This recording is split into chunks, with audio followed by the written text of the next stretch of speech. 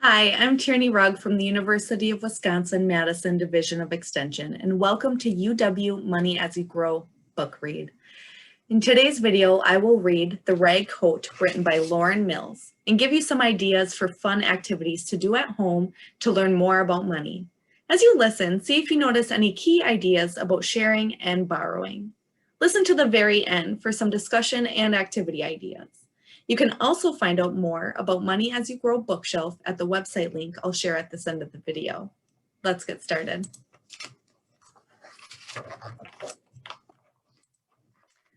In winter, Papa carried me to church in a burlap feed sack because I didn't have a coat. Mama, Papa, Clemmy, and me, we'd all hitch a ride on Jeremy Miller's hay wagon and huddle under Mama's big quilt. I know Papa loved that quilt because he said it had all the nice, bright colors of the day in it, and the day was something he hardly ever saw.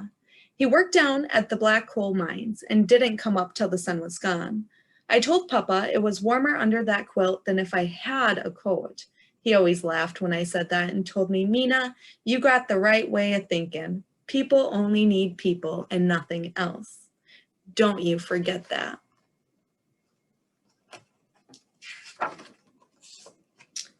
Papa got sick with the miner's cough and couldn't work so much. So Mama stitched day and night on our quilts to try and make some money. When I was old enough to start school, I couldn't go. They needed me at home to help Mama. I would card all her quilts, stuffing and keeping Clemmy's dirty fingers out of all that cotton. I made a doll for myself by stitching up some of Mama's quilt scraps and stuffing cotton inside. I talked to her like she was my friend because I didn't have any. Mama was too busy for much talk, and when Papa was home, he mostly stared out the window.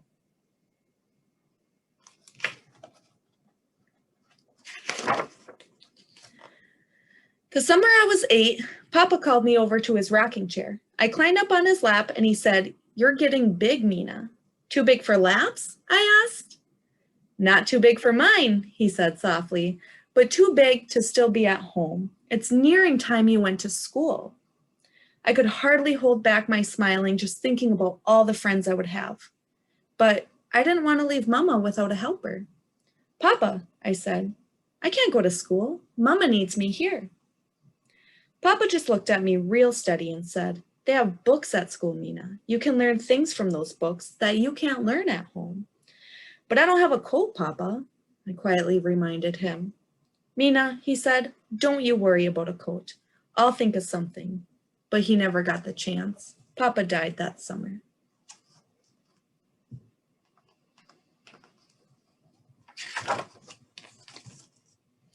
Everyone came at once and brought us food. I couldn't figure out how so many people could squeeze into our little cabin, but somehow they managed it. They all said they knew my Papa well. I sat on a stool back by the wood stove with Clemmy on my lap so no one would step on us. I couldn't stand it. They all wore black like the coal mines that killed my Papa. He didn't even like black. He liked all the bright colors of the day. So why were they wearing black, I wondered.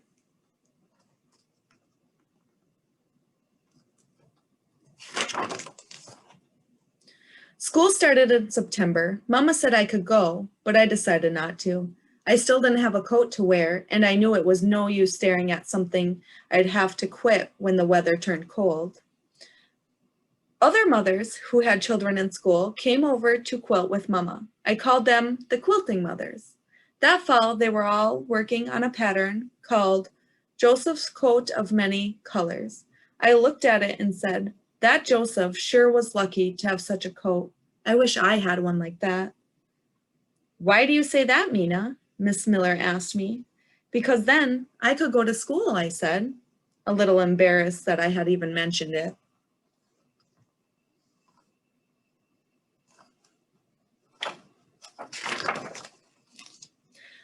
"Well now, Mina," said Miss Miller, "I don't know that any of us has a spare coat that we could hand down to you, but I'm sure we have some scraps to spare. We could piece them together and you'd have a coat like Joseph's after all."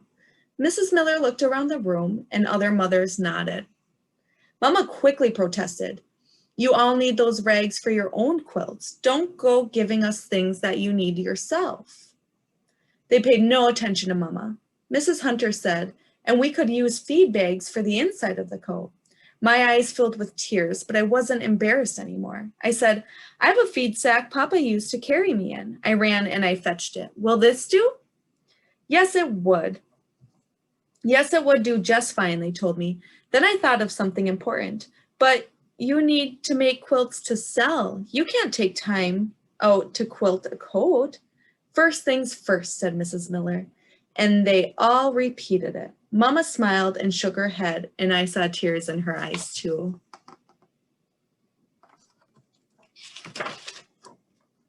The very next day I went to school, running most of the way to keep warm and thinking all the while of the coat I would soon have.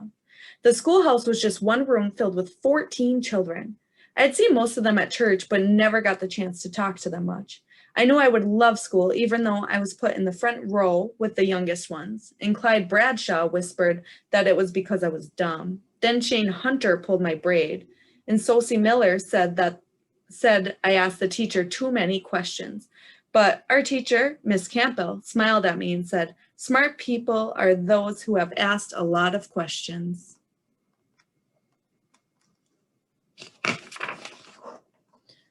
My most favorite thing about school was sharing day. Each of us had our own day when we shared something special with the class. Clyde Bradshaw brought in the watch his grandpa gave him. It still ticked, and he made sure we all heard it.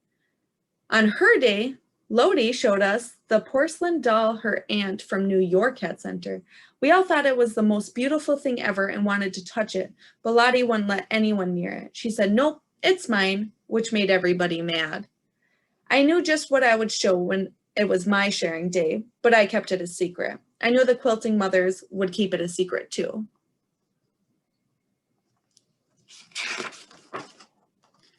Each day I hurried home to see my coat. It was looking like the colors of fall days, the yellow golds of the birch leaves, the silvery grays and purples of the sky, the deep greens and browns of the pines, and the rusty reds of the chimney bricks. All the colors Papa would have chosen. I decided to put a piece of his work jacket in there. It just seemed right.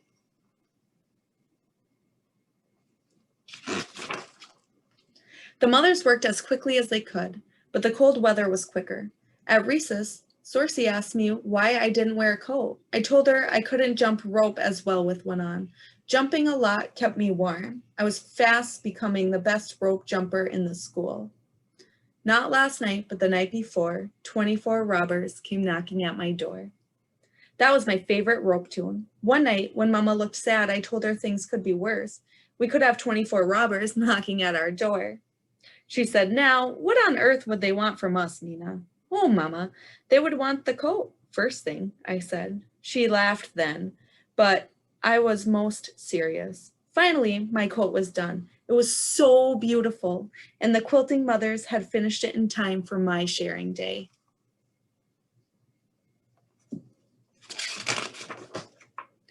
That morning, I walked to school looking down at all the different colored pieces of my cloth coat. All the stories and quilting mothers had told me about the rags and who they belonged to, I knew by heart. I'd ended up choosing the most worn pieces for my coat because the best stories went with them. I was still looking down and repeating each story to myself when I bumped into Clyde outside the schoolyard. Hey, rag coat, he said, and all the others laughed. Before I knew it, Sorcy, Lottie, and Clyde were dancing around me singing, rag coat, rag coat. Lottie said, look, it's even dirty with soot, and she poked her finger into my papa's cloth. Then Sosie started, hey, Mina, you were better off with no coat than with that old ragged thing. Maybe you're right, I yelled. If I had no coat, then I would never have to come to school. I broke through their circle and ran away from them, far into the woods.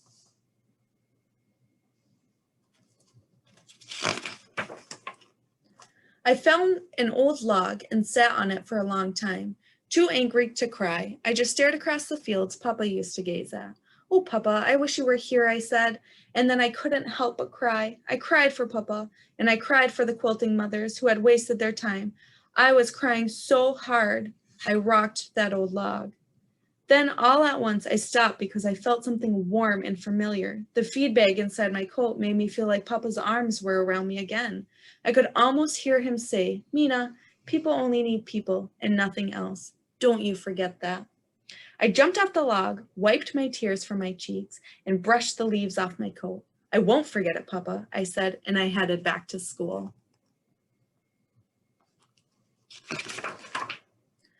When I walked into the schoolroom, Miss Campbell looked up, surprised. "Why, Mina," she said. "I was told you ran home sick."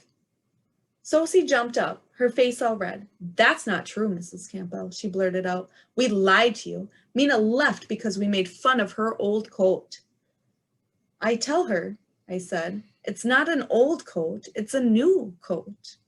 "But it's just a bunch of old rags," said Lottie. "It is not just a bunch of old rags," I said. "My coat is full of stories about everybody here." They all looked at me real puzzled. "Don't you see? These are all your rags." They still seemed puzzled. So I showed them. "Look, Shane, here's that blanket of yours that your mama's sister gave her the night you were born. The midwife said you wouldn't live but 3 days because you were so small. But your mama wrapped you up tight in that blanket and put you in a little box by the wood stove, and your papa kept the fire all night for 3 weeks. Of course you lived all right," I said, looking up at Shane. Shane was big, "and you hung on to that blanket for years until it was nothing but shreds."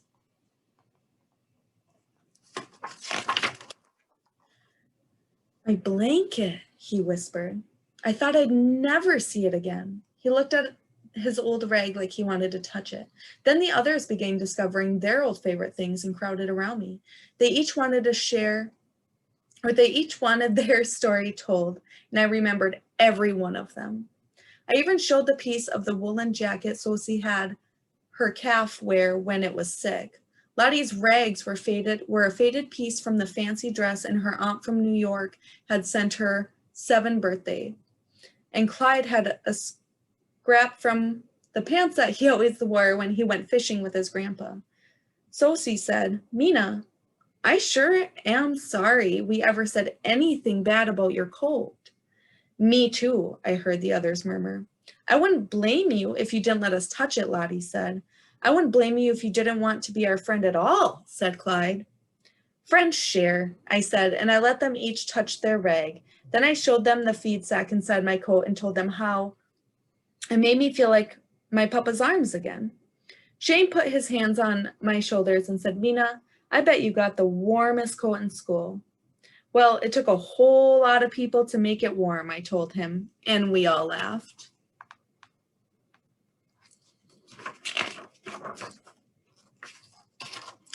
The end. So go ahead and pause the video and talk about these questions. In this story, friends and neighbors work together to help each other. How did they help Mina's family after her father died?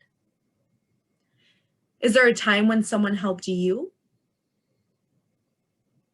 What things have you done to help a friend or family member? And finally, a few activities that you can consider as a family. Talk about sharing with others. What does your family love to do that could help somebody else? Maybe your family likes to garden, make a meal, babysit, shovel snow, or collect cans. Make a list of your talents as a family and plan to share your skills with others. As a family, talk about how it feels to share with others. What did you learn about yourself and other people? Would you like to do this or something different to share in the future? Thank you all for listening today. We hope you'll join us next time for another UW Money as You Grow read.